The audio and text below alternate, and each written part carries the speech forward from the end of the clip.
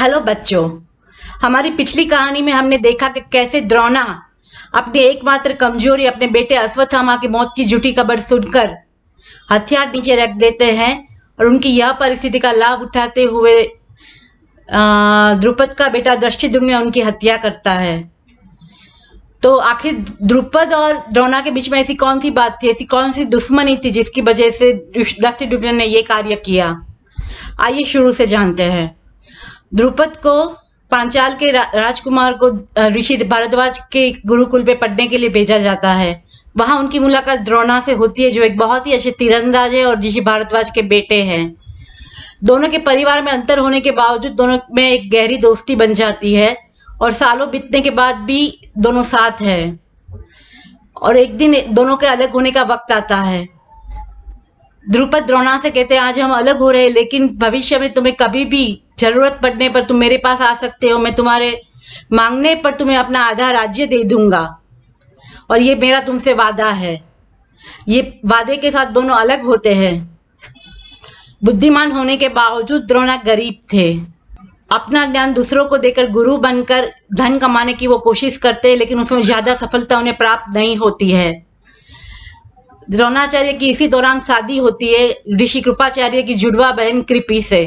उनका एक बेटा होता है जिसका नाम अश्वत्थामा रखा जाता है। शादी हो जाती है, बेटा होता है, लेकिन उनकी गरीब परिस्थिति में कोई फर्क नहीं आता है। एक दिन छोटा अश्वत्थामा दूध के लिए जिद कर रहा है, घर में दूध बिल्कुल नहीं है। कृपि और कुछ न हो पाने पर उसे चावल का आटा पानी में मिलाकर देती है और वो घोल पीने के लिए कहती है। अश्वत्थामा एक घुट पीता है और कहता है, माँ इसका स्वाद कुछ अजीब है। कृपि उसे समझाकर वो बनावटी घोल पिला देती है। द्रोणा जो कि ये देख रहे उनसे और देखा नहीं गया। उन्हें खुद पर गुस्सा आया और वो सोचने लगे कि कैसा पिता हूं मैं जो अपने बेटे के लिए एक गिलास दूध तक नहीं ला सकता। द्रुपद की कही हुई बात उसी वक्त द्रोणा को याद आती है और वो द्रुपद को तय करते द्रुपद से जाके मिलेंगे और उनसे एक गाय देने के लिए कहेंगे, जिससे कि अश्वत्थामा हर रोज दूध पी सके। द्रोणा पांचाल की राजधानी अहिछत्र पहुंचते हैं। वहां राजमहल के बाहर दरबान से बड़े गर्व के साथ कहते हैं कि द्रुपद से जाकर कहो उनका मित्र द्रोणा उनसे मिलने आया है। यह बात बहुत विश्वास के साथ एक मित्र ने दूसरे मित्र के लिए कही थी, लेकिन द्रुपद अब एक बदले हुए इंसान थे जो दुनियादारी को अच्छी तरह जान चुके थे। द्रोणा के मिलने पर ना ही उनके चेहरे पर कोई खुशी दिखती है, ना ही वो अपनी जगह से खड़े होते हैं। वो द्रोणा से कहते हैं, एक जो राजा नहीं है वो अब दूसरे राजा को अपना मित्र नहीं मान सकते हैं।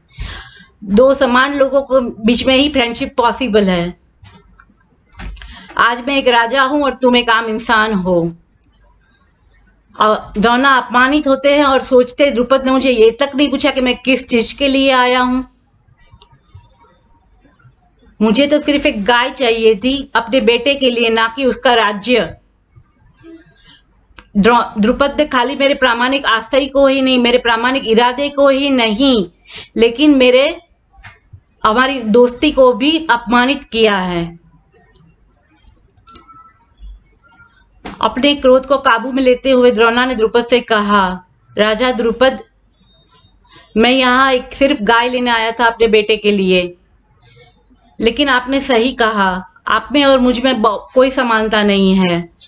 मेरा ज्ञान आपसे कहीं अधिक है और जब हमारी दोस्ती का ही वजूद नहीं रहा तो मैं आपके पास वो चीज भी नहीं मांगूंगा जिसके लिए मैं यहाँ पे आया था। मैं अब आपके फिर से दोस्त बनूंगा जब मैं आपसे आपका आधा राज्य जीत लूंगा। यह कहकर द्रोणा वहां से निकल जाते हैं। तो ये था द्रोणा और द्रुपद की दोस्ती का अंत और दुश्मनी की शुरुआत। दूसरा भाग देखने का भूलिएगा नहीं, कल ही अपलोड होगा। Thank you.